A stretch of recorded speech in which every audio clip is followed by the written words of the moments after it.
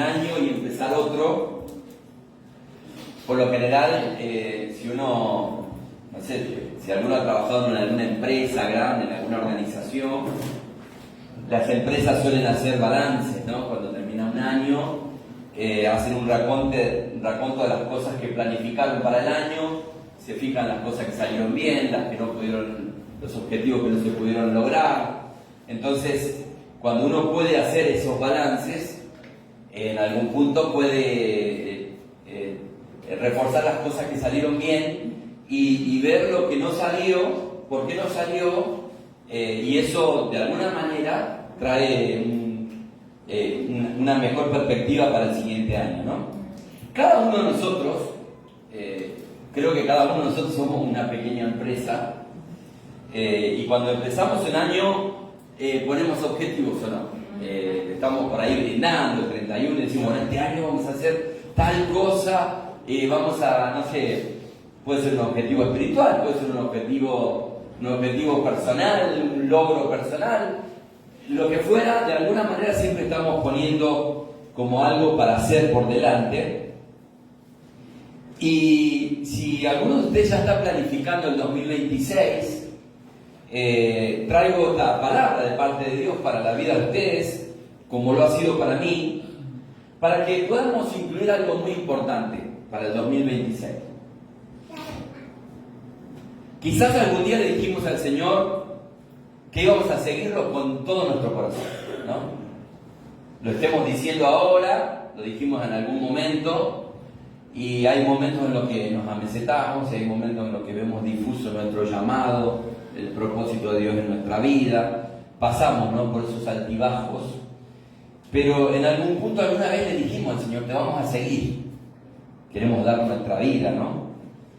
Y nos damos cuenta que a veces ocurre a cuentagotas, y que es difícil seguir las pisadas del Señor muchas veces.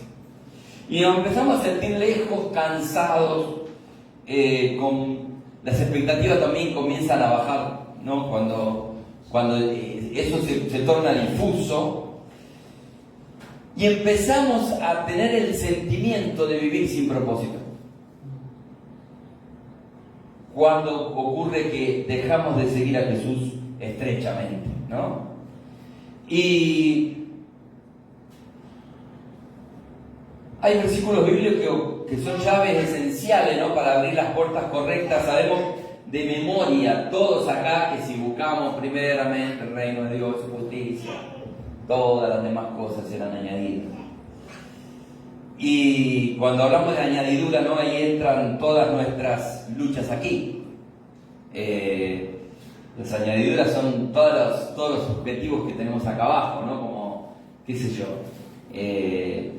cuando somos jóvenes, con quiénes nos vamos a casar, qué carrera vamos a hacer, cuál va a ser nuestro trabajo, de qué manera vamos a vivir, solventar nuestra familia, el proyecto de vida entraría ahí, ¿no es cierto?, en lo que es las añadiduras. Y por alguna razón invertimos este versículo, donde lejos de buscar primeramente el reino de Dios y su justicia, nos hacemos cargo nosotros de las añadiduras, ¿no es cierto? Y después vamos viendo si buscamos al reino de Dios y su justicia. Hasta que llegamos al medio del desierto, jadeando sin fuerzas, porque nos cuesta poner por obra la palabra de Dios y seguirle. Este desafío que yo les propongo para 2026 es seguir a Jesús, ¿no? Seguir a Jesús. Cuando Él estuvo en la tierra, pronunció Jesús, muchos sígueme. Un día está en el mar de Galilea y personas limpiando redes, pescadores, humildes pescadores, y ellos escucharon la palabra sígueme. Un día está un tal Mateo ahí recaudando impuestos y escucha sígueme. El joven rico, ¿no?, se arrima a Jesús y de alguna manera le dice, bueno, has guardado toda la primera parte de los mandamientos, toda la relación con Dios, está perfecto, ahora anda, vende todo lo que tenés y vení y seguime. Hay muchos sígueme de Jesús y queda resonando como una pregunta hasta el día de hoy, ¿no? ¿Qué es seguir a Jesús? Y la otra pregunta que automáticamente yo me hacía a la hora de preparar este sermón es: ¿por qué cuesta tanto seguir a Jesús? Si es más fácil, siguiéndolo, ¿no? Si es más fácil buscar primeramente el reino de Dios y su justicia, y lo demás se acomoda. ¿No? Así de simple. Y está bueno reflexionar también que hay muchas formas de seguir algo. El ser humano es muy interesado. Y hablo por mí. Nosotros cuando nos ponemos a hacer algo, tenemos algún interés. Cuando vamos a trabajar, no es porque nos gusta levantarnos a las 6 de la mañana y qué lindo estar bajo el yugo del trabajo, ¿no? Queremos progresar, queremos que el sueldo sea cada vez mejor, queremos que nuestra casa sea cada vez más linda, poder viajar. Hay un interés siempre en nosotros. Así que pienso que se puede seguir a alguien por algún beneficio a cambio. Puede ser que nos interesa lo que se está haciendo en algún lugar o en alguna institución, o entonces nos gusta lo que se está haciendo, nos sumamos y hay un interés. Y si de seguir a Jesús hablamos, nunca debemos anteponer los sentimientos para seguir a Jesús, porque la palabra es clara cuando dice que engañoso es el corazón. Porque los sentimientos hoy te tienen allá arriba, mañana estás allá abajo. Entonces vas a seguir a Jesús de acuerdo a cómo estás sintiendo. Entonces estás arriba y resucitas muerto, y vas a orar por los enfermos, y te vas al hospital de niños, visitas las camas del hospital y orás. Me ha tocado ir al hospital de niños a ver niños de esta congregación que estaban en su momento internados, y hay mamás acá que van a dar fe de esto, que terminamos orando por un montón de otros niños en el lugar, por la necesidad que hay. Creo que siempre termina siendo un problema de enfoque. Entonces pienso que seguir a Jesús significa ajustar la lente de lo que estamos viendo. ¿Y qué estamos viendo? ¿En qué estamos poniendo el foco de nuestra mirada, ¿no? Y en esta bendita nación escuchamos frases como: síganme, no los voy a defraudar, ¿no? O vemos a muchas personas siguiendo líderes de cartón. No sé, viene un cantante que ni sabemos la vida y te reúne un montón de personas en un lugar. Y en el ámbito cristiano también se están siguiendo personas. A veces hay que tener cuidado también, ¿no? Decir, está bueno, podés ir a escuchar, pero ¿hasta dónde llega ese seguimiento? ¿O qué hay en tu corazón cuando seguís algo? Lo triste de seguir hombres o cualquier cosa que no sea Dios tiene fecha de vencimiento. Eso tiene fecha de vencimiento, tarde o temprano se va a desvanecer, porque los hombres fallamos, pasamos, y las cosas de la tierra son corruptibles. Jesús lo dijo, queda registrado en Mateo 24, que cielo y tierra iban a pasar, y que era lo único que iba a quedar: su palabra, ¿no? Cuando oramos, ¿no? Que tu palabra venga a nosotros, la necesitamos. Porque eso es eterno, eso produce frutos para la eternidad, desde la eternidad y para la eternidad. Gloria a Dios. Vamos a ir a lo importante. Dijimos que lo que va a permanecer es su palabra, entonces vamos a ir a su palabra. La lectura del texto base que tengo para compartirles, Lucas 9:23, una palabra conocida por todos. Yo voy a leer en varias versiones, porque enriquece mucho más el texto. Al menos en este sermón he seleccionado 3 tipos de versiones para que la podamos ver. Y dice la palabra del Señor en Lucas 9:23, en Reina Valera, y decía a todos, me hizo ya confundir Daniel, porque el otro día le mandó Reina Valeria, no sé por qué dijo Reina. Y decía a todos: si alguno quiere venir en pos de mí, niéguese a sí mismo, tome su cruz cada día y sígame. En la versión Nueva Traducción Viviente dice: entonces dijo a la multitud, si alguno de ustedes quiere ser mi seguidor, tiene que abandonar, ya acá hay otro condimento importante, su manera egoísta de vivir, tomar su cruz cada día y seguirme. Y Dios habla hoy, dice, Después le dijo a todos: si alguno quiere ser discípulo mío, olvídese de sí mismo, cargue con su cruz cada día y sígame. Y en el contexto en el que fue escrito este texto, es importante que podamos visualizar que están ante la antesala de la crucifixión.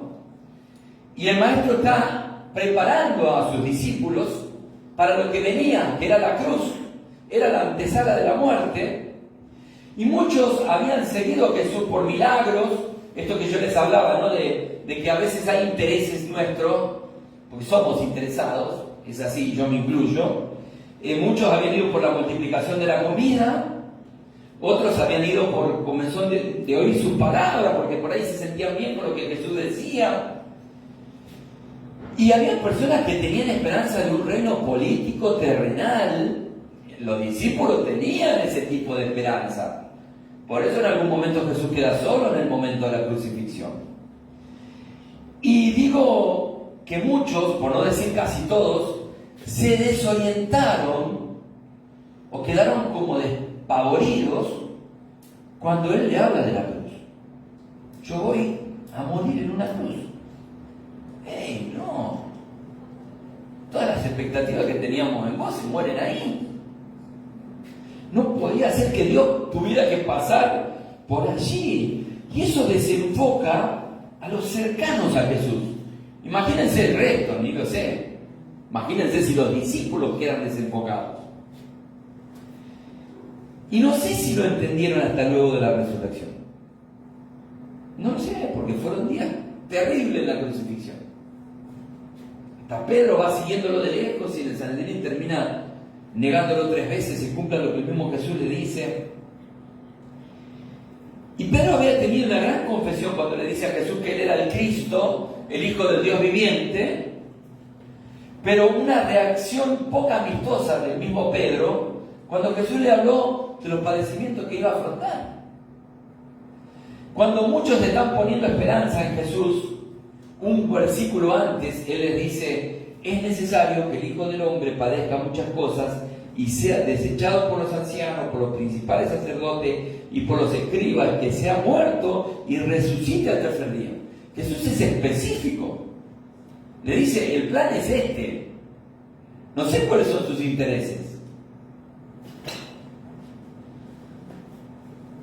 Al ver la palabra de los versículos, de este versículo que leímos, estamos viendo un mensaje directo, ¿sí? No es solo para el pastor, el líder, el que está con más energía en la iglesia, yo estoy congregándome y nada más que eso. Es un mensaje universal. Todo lo que estamos hoy aquí tenemos una verdad revelada de Dios para nuestra vida, para nuestra familia, ante nuestros ojos. Cuando escudriñaba el texto y lo analizaba a la luz de los evangelios sinópticos, Mateo circunscribió este llamado a un círculo que era el de los discípulos. Él dice: entonces Jesús dijo a sus discípulos. Yo digo: bueno, entonces esta palabra va para los discípulos. Pero después me voy a ver Marcos, y es el mismo texto. Marcos está hablando de lo mismo. Entonces ya Marcos ahí dice, llamando a la gente y a sus discípulos. Entonces ya no son los discípulos, ya hay gente que también Dios le está diciendo: si quieren ser mi seguidor, abandonen, ¿no?, la manera egoísta que tienen de vivir, tomen su cruz y síganme. Y después finalmente Lucas, este texto que leímos, va a englobar y decía a todos. Apa, ya entro yo ahí. Ya entra el niño, el joven, el adulto, todos los que estamos aquí. Y decía a todos. Ahí entraban escribas, fariseos, discípulos, esenios, griegos, judíos, gentiles, circuncisos y circuncisos, argentinos, bonaerenses, platenses, jornenses, qué sé yo. Todos, personas. Cuando uno lee la palabra del Señor, hay un panorama claro ante nuestra vida, ante nuestros ojos, y está ahí. Implica una responsabilidad. ¿Qué voy a hacer con esa palabra? La palabra viene a nosotros y se pone enfrente nuestro y viene con argumentos sólidos. ¿Qué vamos a hacer con la palabra? Cierro ese capítulo y te dejo reflexionando ahí. Jesús se acerca y nos dice a todos. Es un mensaje de alcance universal. Y ese todos, el que diga todos, no implica que todos a ese mensaje lo vayan a incorporar a su vida. Por eso es que se escucha decir que hay frutos al 30, al 60 y al 100 por uno. O que ni siquiera puede, a veces la palabra puede venir y ni siquiera puede producir fruto. ¿Por qué? ¿Porque la palabra es mala? No, la semilla es buena. El problema es la tierra. Así yo te meto la semilla en un camino pedregoso, está la palabra del sembrador. Si la meto junto al camino, ahora si la semilla de Dios que es buena, la palabra de Dios que es buena, que es algo sustancioso para nuestra vida, haya en nosotros tierra fértil, dependiendo de la fertilidad o dependiendo de la apertura de nuestro corazón, llevará fruto al 30, al 60 o al 100 por uno. Ojalá que en esta iglesia sea al 100 por uno. Tenue es amén, pero gloria a Dios, que sean tenues. Así que si alguno quiere, la segunda frase, va a tener que ver con la voluntad de las personas, ¿no? Si alguno quiere ser el seguidor de Jesús, la palabra está siendo directa. Les decía a todos, pero si alguno quiere, ahí está, ¿no? ¿Qué haces? ¿Lo tomás? ¿Lo dejás? Por eso que va a pasar esto de los frutos, ¿no? Y la palabra viene a veces y hay personas que quedan más desorientadas que antes, porque como están velados a lo espiritual, como que están cerrados a lo espiritual. Entonces Dios nos escogió, hermanos, para su reino, pero es un caballero, ¿no? De tal modo que si una iglesia o una persona decide dejarlo fuera de sus planes, como la iglesia de la Odisea, por ejemplo, él va de afuera y golpea por si alguno quiere abrir, y él entrar y cenar, ¿no? Con esa persona. Ahora, lo que yo te vengo a decir de parte de Dios es que Dios de algo se va a hacer cargo seguro. Dios se hace cargo de algo seguro. En las decisiones que cada uno de nosotros tomamos en función de su palabra. La palabra está. Cuando vos la apropiás, Dios se hace cargo. Dice, este se apropió de la palabra. Lo voy a conducir. Lo voy a bendecir. Lo voy a sustentar. Lo voy a sostener. Voy a ser directo con él. Empezás a vivir con propósito. Porque Dios está involucrado en lo tuyo. Porque tomaste una decisión de involucrarte en su palabra y de apropiarte de la palabra. Así que la invitación es ir en pos de Jesús de una manera abnegada, que significa un sacrificio, una renuncia voluntaria a pasiones, a deseos, a intereses propios, en favor de otro interés superior, que es divino, que es del cielo. La versión NTV refiere a abandonar la manera egoísta que tenemos de vivir. Es contundente. Muchos interpretamos, ¿no? O quizás tuvimos una idea un tanto distorsionada acerca del significado de tomar la cruz. Cuando yo era chiquito, escuchaba de que había que tomar la cruz, entonces creía que era la carga, ¿no? Y veía algunas personas que por ahí, habían hermanos que siempre estaban peticionando, me acuerdo en Tucumán, pasaban los hermanos y decían, hermano, ¿por qué no tenemos para comer? Y yo decía, pobre hermana, qué cruz que tiene. Y no es eso la cruz. No son las pruebas que vivimos aquí, o las dificultades que acá atravesamos. Eso no es tomar la cruz. Tomar la cruz tiene que ver con la vocación. Es salir de un lugar de comodidad. Es empezar a vivir la vida de Cristo, que Él pueda ser formado en nosotros para poder ser manifestado también al mundo, en nosotros. Amén. Eso es empezar a tomar la cruz. Es dejar excusas de lado y empezar a hacernos cargo que fuimos elegidos para ser verdaderos colaboradores de su obra. Porque si no, yo estaría en la pileta a esta hora, o no sé, haciendo otra cosa. Si no, vería que esto es tan importante para mi vida. O cuando decidimos hacer lo que hacemos para la obra de Dios, ¿no? Ayer los hermanos hicieron una obra de teatro acá y habían como 50, 60 niños sentados en este lugar, escuchando una obra acerca del nacimiento de Jesús. Y yo estuve acompañando a los hermanos en esa obra de teatro, que parecía un teatro, pues se cerraba el telón, abría el telón. Estos hermanos que hicieron la obra ayer, tuvieron un montón de horas de ensayo. ¿Sí? Entonces, muchas veces cuando hacemos lo que hacemos, siempre tenemos que tener cuidado con el activismo, ¿no? Pero si es Dios el que nos está moviendo para que su obra avance. Había un montón de personas que no conocían a Dios ayer y recibieron un mensaje de parte de Dios. Así que no es, hermano, la uña encarnada ni soportar los problemas de salud o las imposibilidades económicas porque la luz vino cara y no la puedo pagar. Tomar la cruz no es eso. Decir, bueno, pero yo soy hijo de Dios y... En el siglo I, en el cual fue escrito esta palabra, quien caminaba con una cruz en sus lomos, ¿qué final tenía? La muerte. Sabía que iba a morir. Y era la muerte más dolorosa y humillante que alguien podía enfrentar. Y los romanos encima en el camino eran tan bravos que forzaban a los criminales a llevar la propia cruz y lo ridiculizaban en el camino hasta el lugar donde iba a ser crucificado. Por eso que van injuriando, le van tirando cosas, le van pegando latigazos, van escupiendo, le van diciendo. Era humillante morir así. Y ahí viene una pregunta: ¿qué es llevar la cruz para vos?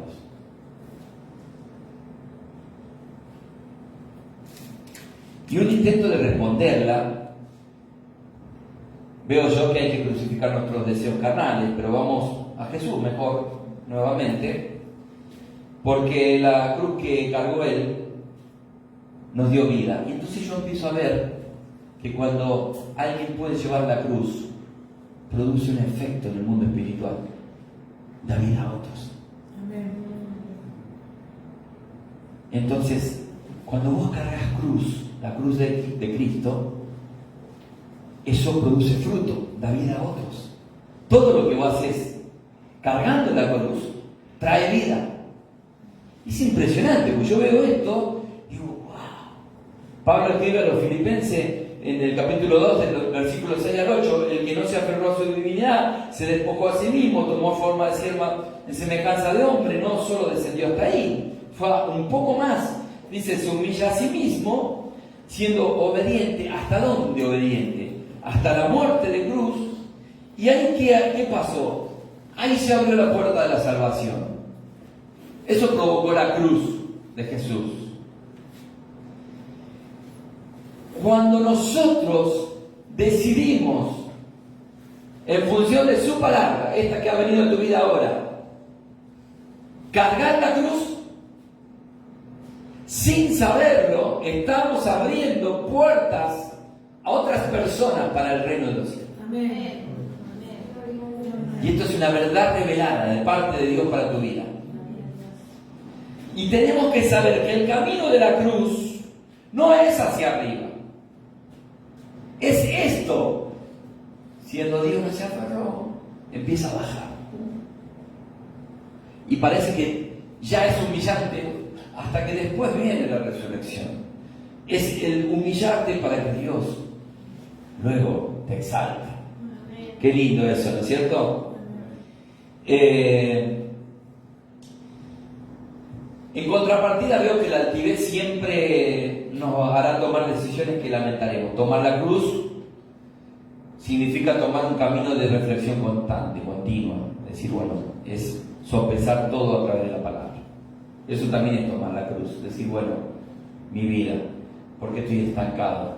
¿Qué pasa? Que digo cosas con mi boca que después no sostengo. Digo que voy a orar y después no puedo prevalecer. Digo que voy a leer su palabra y después eso se esfuma. ¿Qué pasa? Que cuando yo escucho una palabra que tengo que ser paciente, me cuesta esperar.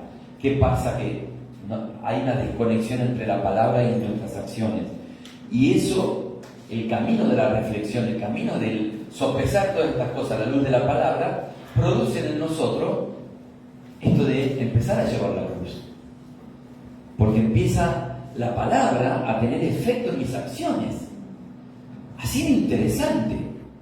Fíjense que en Mateo 10:38, la versión Dios habla hoy, dice, esto está hablando Jesús, y el que no toma su cruz y me sigue, esta versión dice, no merece ser mío. ¡Wow! Entonces, si en nosotros no hay cruz, entonces no hay identidad en Él. Esta palabra dice, no merece ser mío. Así de simple. Hay un fragmento bíblico en este mismo capítulo de Lucas 9, más adelante, en los versículos 57 al 62. Es impresionante, porque él le habla de tomar la cruz y más adelante hace un desarrollo. Y vamos a ver que Jesús dialoga con tres personas, tres posibles candidatos a seguirle. Es largo, yo no voy a leer, voy a hacerle un raconto ahí de las cosas que pasan con estos tres candidatos a seguir a Jesús. Esto se los traigo a ustedes para que ustedes puedan internalizar y ver que hay personas de carne y hueso en los que se arrimaron a Jesús para seguirle. El primer seguidor, de acuerdo a Mateo 8:18, era un escriba que apresuradamente le dice, te seguiré a donde quiera que vayas. Ahí está el escriba, ¿no? Desembarca y dice, gloria a Dios, vine con una Thompson bajo el brazo, traje y corbata bataraza, y dice, te seguiré, aleluya. Y este hombre conoce la ley, es un copista, es una persona preparada, y quizás a nuestra mirada decir, bueno, es un copista, un escriba. Este sí puede seguir a Jesús, está copiando la Biblia, la está transcribiendo.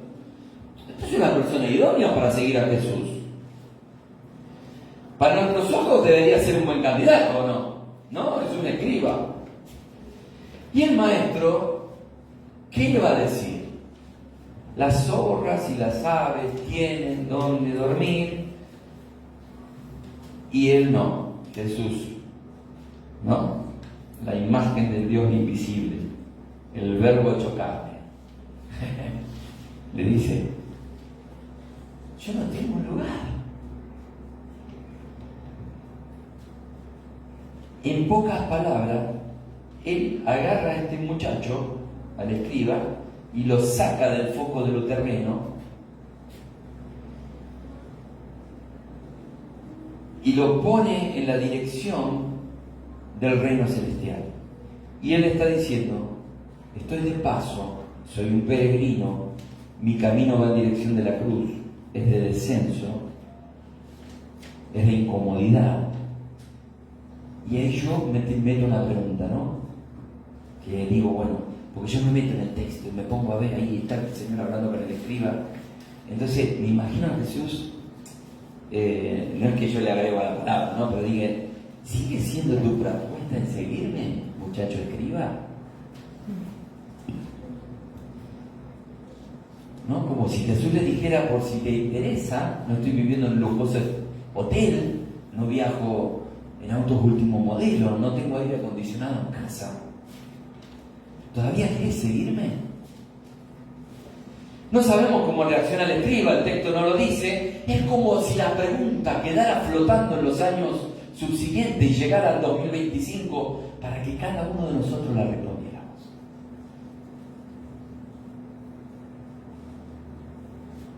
El segundo hombre, no sabemos quién es.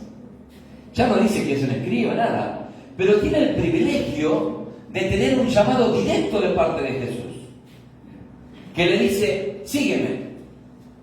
Y este hombre no dice que no lo quiere seguir, solo que establece prioridades. Entonces él le dice, déjame que primero vaya, entierre a mi padre, ¿no? Lo que el texto no dice si el padre estaba muerto, estaba vivo. Imagínense que los velorios de Israel eran 7 días de celebración, de que si el padre todavía no había muerto había que esperar que se muera y hacer los 7 días. Imagínense si este seguidor es nieto de Mirta Legrand.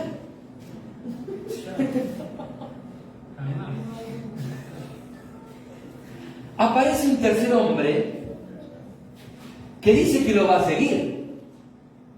Este viene y le dice, te voy a seguir. Y antes que Jesús pregunte, este es vivo, este tiene un plancito ya armado ahí. Está acorazadito, viene con una carpetita, con un book así. Yo te voy a seguir, entonces, no me digas nada, ahora sigo. Y él tiene ya armado su propio plan. Entonces dice, primero voy a ir a despedirme de mi familia, no es que voy a esperar que se mueran, pero déjame, me quiere ir a despedir, yo te voy a seguir, aguantame. Y yo pensaba que de alguna manera los tres tenían intención de seguir a Jesús. Sabían que había vida ahí. No es que no tenían intenciones. Lo que queda en claro en estos tres personajes, que Jesús al menos no estaba en primer lugar. Entonces ahí yo me pregunto, ¿podemos seguir a Jesús si Él no está en primer lugar?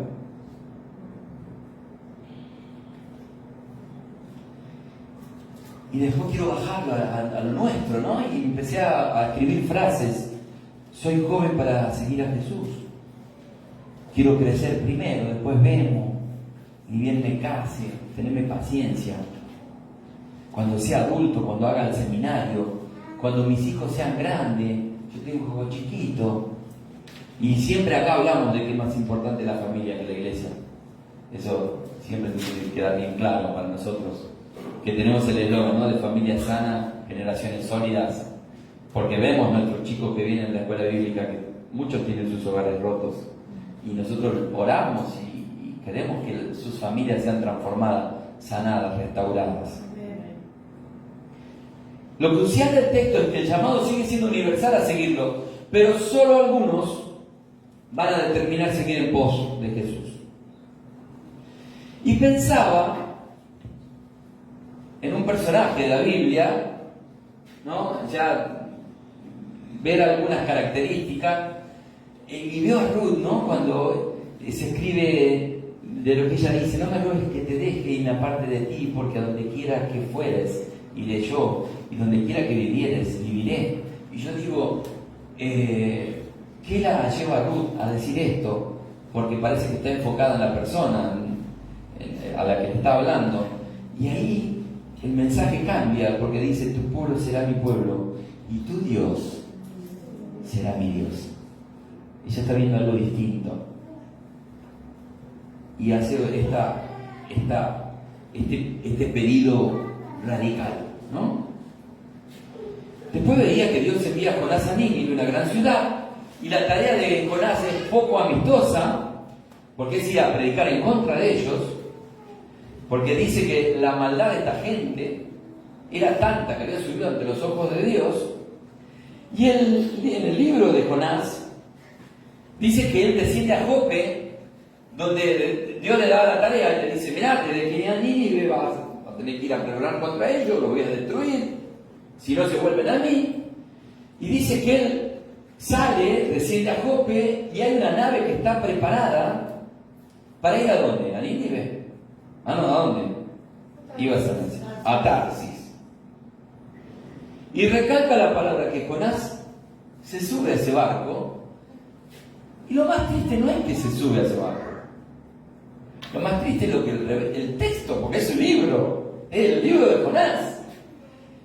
Dice lo que está escrito, dice, para irse con ellos a Tarsis, lejos de la presencia de Jehová. No, yo quiero ir a Nínive y me quiero ir lejos de Dios, no quiero saber nada. Pasa toda la peripecia que sabemos, el vientre del pez, una oración que conmueve el corazón de Dios, hasta que viene palabra por segunda vez y después carga la cruz. Y cuando cargamos la cruz, ¿qué pasa? Se produce vida, ¿no es cierto? Se abren puertas. ¿Qué pasó en Nínive? La gente se vuelve a Dios, él cree que lo van a apedrear, que lo van a sacar corriendo, la gente se humilla, empieza a buscar a Dios y cambia todo. Porque alguien definitivamente tomó la cruz y fue. No es la uña encarnada, es eso que hace Jonás después. Y Eliseo, hermano, recibe el llamado trabajando. Gedeón se encuentra con un ángel mientras sacude trigo. Los discípulos están limpiando redes. Y el Señor no va a comisionar a alguien que no está haciendo nada. En función de su reino, en función de lo que Él estableció que hagamos, que quiere que hagamos.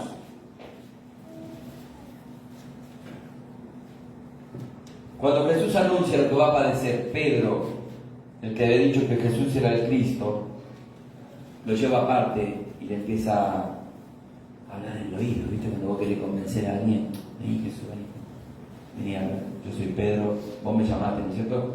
Te escuchamos siempre a vos, ¿me puedes escuchar a mí? Sí, es algo que a mí se me ocurre. No me hagan caso. Pero Pedro se lo lleva por un costadito como diciendo, este va como tenemos que librarnos de los romanos, esto tiene que ser algo grande, esto no puede terminar con el muerto. Y la palabra que Pedro utiliza es, ten compasión de ti, en ninguna manera te acontezca esto, o esto te acontezca. Mateo 16, 22. Y Jesús identifica a quien está detrás de Pedro y reprende a Satanás. Y esta es la clave del sermón, la clave del mensaje, con lo que quiero que te vayas. Lo que sabotea o desluce nuestra vocación a seguirlo, o lo que nos desanima a tomar la cruz y seguir a Jesús, es la autocompasión. Ten compasión de ti. Vos estás primero. Y eso desluce la cruz. Eso tira la cruz para cualquier lado. La autocompasión es la manera egoísta que tenemos de vivir. Es cuando vino eso a nuestro corazón de decir, voy a ir a visitar este hospital. Digo, visitar un hospital como puede ser ir a abrazar a un joven de la iglesia o alguien que vimos en necesidad y pudiendo ayudarnos lo hicimos. O acompañar a ese que está ahí como una caña cascada, ¿no? Como un pablo humeante. Y Dios te lo puso, y Dios te puso carga por alguien o por algo. Y el aire está en 24 y está en Netflix, ¿no? ¿Qué hacemos con la cruz ahí, no?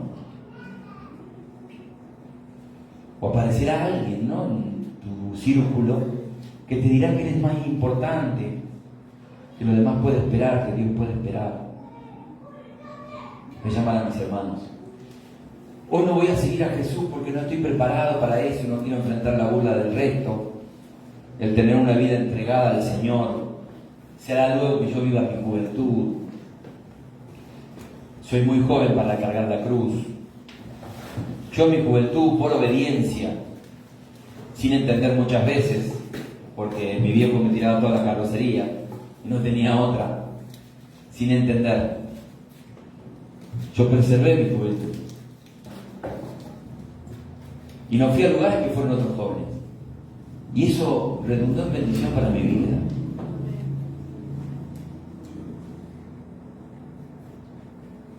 Y fui como un avisado, que no entré en caminos donde iba a regresarme después, o que iba a ir en detrimento de mi vida espiritual. Y hay cosas que Dios quiere darte, pero está con los brazos llenos ahí el Señor buscando quién. Y dice, si a este lo bendigo, imagínate, con lo poco que tiene no me busca, lo llevo a bendecir, se olvida de mí.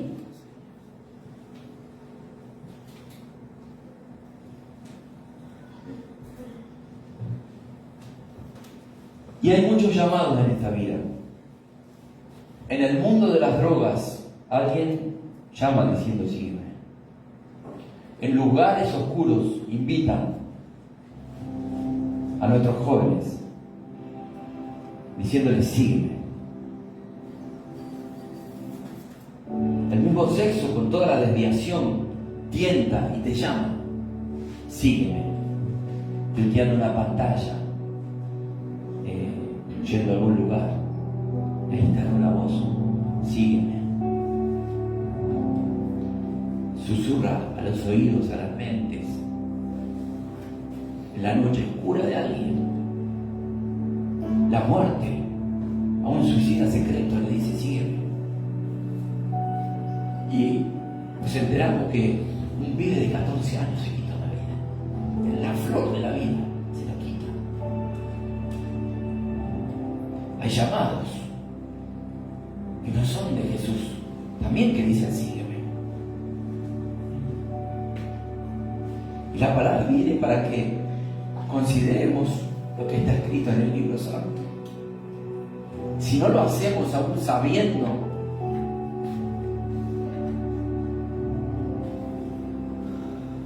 que es palabra de Dios, no es de su seguir. El texto de Mateo refiere claramente que no somos de Él, no tenemos identidad cuando no queremos seguir a Jesús. Hermano, yo quiero decirte que Dios te ama. Quiero decirte que Dios te ama. Quiero decirte que Dios te ama, que Él es bueno y que tiene planes con tu vida. Él tiene propósitos con tu vida, tiene propósito con tu familia. Cuando Él te creó con diseño, te creó con propósito, te creó con visión. Y te creó con planes de eternidad. Gloria a Dios. Suelto esta palabra para que bendiga tu familia, tu vida, tu ministerio. Para que puedas apropiarte de ella. Impartimos de parte de Dios bendición para el 2026, para tu vida, para la vida de tu familia. Que puedas seguir a Jesús con todo tu corazón. Si vas a armar una lista para 2026, poné sígueme. O poné seguir a Jesús. Y recuerda esta palabra. Los vicios, los hábitos que atan, no solamente dañan la salud, arruinan afectos, emociones, economía, y todos los días llaman: sígueme. Como les decía recién, cultura de muerte, con argumentos hasta cuasi convincentes. Voces, todo el tiempo voces que se acercan al hombre, a la mente, al corazón, al oído. Pablo decía: porque según el hombre interior me deleito en la ley de Dios. Pero hay otra ley en mis miembros que se revela contra la ley de mi mente y que me lleva cautivo a la ley del pecado que está en mis miembros. Miserable de mí, ¿quién me va a librar de este cuerpo de muerte? Gloria a Dios. Repite, inclina tu rostro, cierres tus ojos un instante más y nos vamos a ir.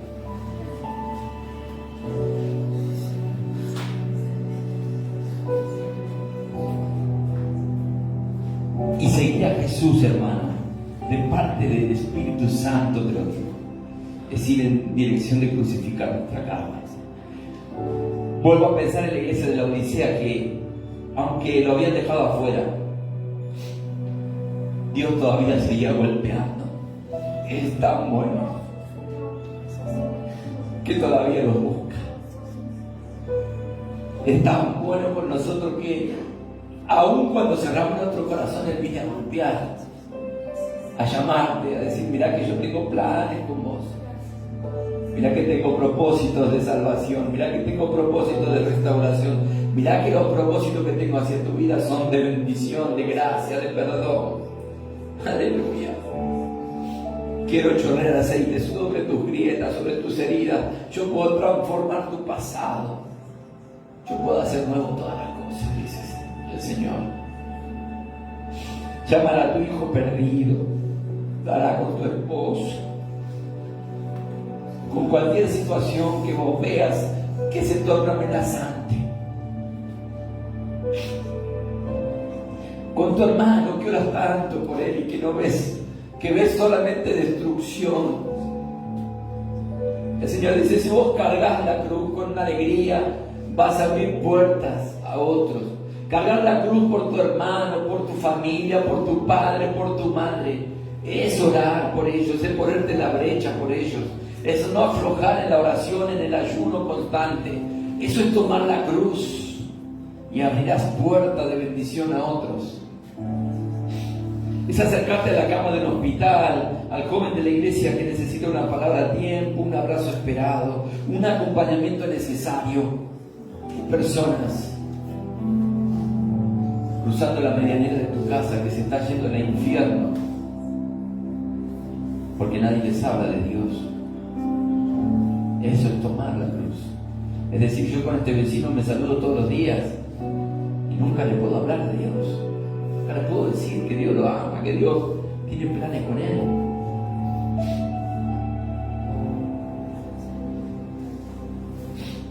Quiero decirte que hay una voz que clama y dice, sígueme.